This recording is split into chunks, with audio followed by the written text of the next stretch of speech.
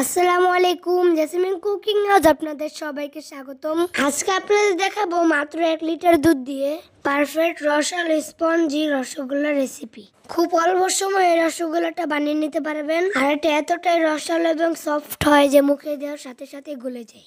আর ভিডিওতে দেখতেই পাচ্ছেন এটা কতটা রসালো এবং সফট। সেম রেসিপি ফলো করলে আপনাদের রসগোল্লাটা একদম পারফেক্ট হবে। তো আর কথা না বাড়াই, চলুন দেখে আসি রসগোল্লাটা কিভাবে বানাই। তো প্রথমে এখানে নিয়ে নিয়েছি 1 লিটার পরিমাণ দুধ। তারপরে দুধটাকে ভালোভাবে বলক চলে আসা পর্যন্ত ওয়েট করব।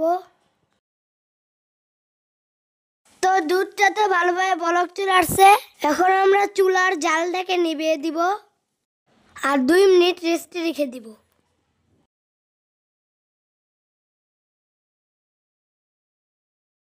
আর 2 মিনিট পর এখানে দিয়ে দিব 2 টেবিল চামচ ভিনেগার এবং 1/3 কাপ পানি মিশিয়ে রেখেছিলাম, সেটা এখানে দিয়ে দিব। তারপর আলতো হাতে নেড়ে দিতে হবে। একেবারে ভিনেগার মিশানো সব পানি দিবে না, অল্প অল্প করে দিবে এবং হালকা হাতে নেড়ে নিবে।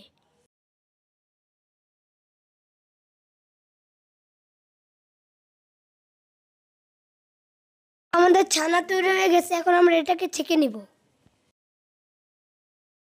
একটি সুতি কাপড়ের উপরে আমরা ভালোভাবে ছেঁকে নিব আর ছানাটাকে ঠান্ডা পানি দিয়ে একটু ধুয়ে নিব, যাতে ছানা থেকে কোনো ভিনেগারের স্মেল না আসে। তারপর চেপে চেপে সম্পূর্ণ পানিটা আমরা বের করে নিব। তারপর এটাকে মুড়িয়ে 15 মিনিটের মতো রেখে দিব। 15 মিনিট পর আমরা ছানাটাকে বের করে নিব আর হাতের তালুর সাহায্যে ভালোভাবে মুথে নিব। আর আমাদের ছানাটা কিন্তু যথেষ্ট পরিমাণ সফট হয়েছে, তাই বেশিক্ষণ মুথে নিতে হবে না। আমরা প্রায় 5 মিনিটের মতো এটাকে ভালোভাবে মুথে নিব।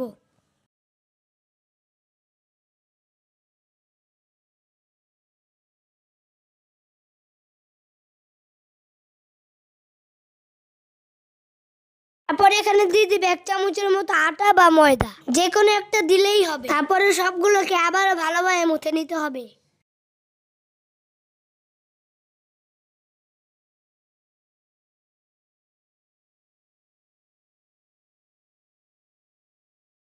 তো আমাদের ছানাটাকে ভালোভাবে মুথে নেওয়া শেষ।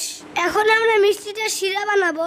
এর জন্য একটি প্যানে দিয়ে দিবে 1 কাপ চিনি আর দিয়ে দিবে 3 কাপ পানি। আপনারা চাইলে এই টাইমে 2টা এলাচও দিতে পারেন, কিন্তু আমাদের এলাচের স্মেলটা ভালো লাগে না, এজন্য আমরা এখানে দিব না। আপনাদের ভালো লাগলে আপনারা এখানে 2টা এলাচ দিয়ে দিতে পারেন। তারপর এটাকে হালকা নেড়ে এভাবে রেখে আমরা মিষ্টি বানাতে চলে যাব। এখন আমরা অল্প অল্প ছানা নিয়ে মিষ্টিগুলো বানিয়ে নিব।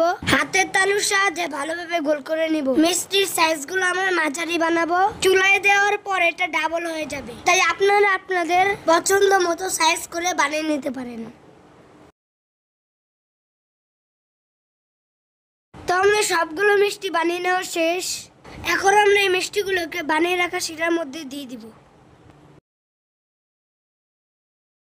আমরা আলতো হাতে সবগুলো মিষ্টি দিয়ে দিব। তারপর মিষ্টিগুলোকে ঢাকনা দিয়ে ঢেকে দিব এবং মিডিয়াম টু হাই আছে টানা 7 মিনিট রান্না করে নিব। 7 মিনিট পর ঢাকনাটা উঠিয়ে নিল আর দেখতেই পাচ্ছেন মাশাআল্লাহ আমাদের সবগুলো মিষ্টি ফুল একদম ডাবল হয়ে গেছে। এখন এটাকে হালকাতে একটু নেড়ে নিবে। আমরা এখন মিষ্টিগুলোকে চেক করে নিব এটা হয়েছে কিনা।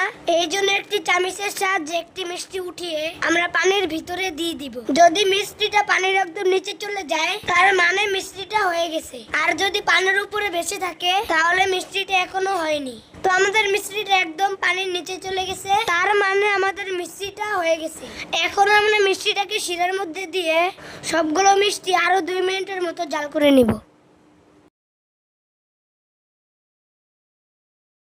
2 মিনিট পর আমরা গরম গরম মিষ্টিগুলো সার্ভ করে নিয়েছি।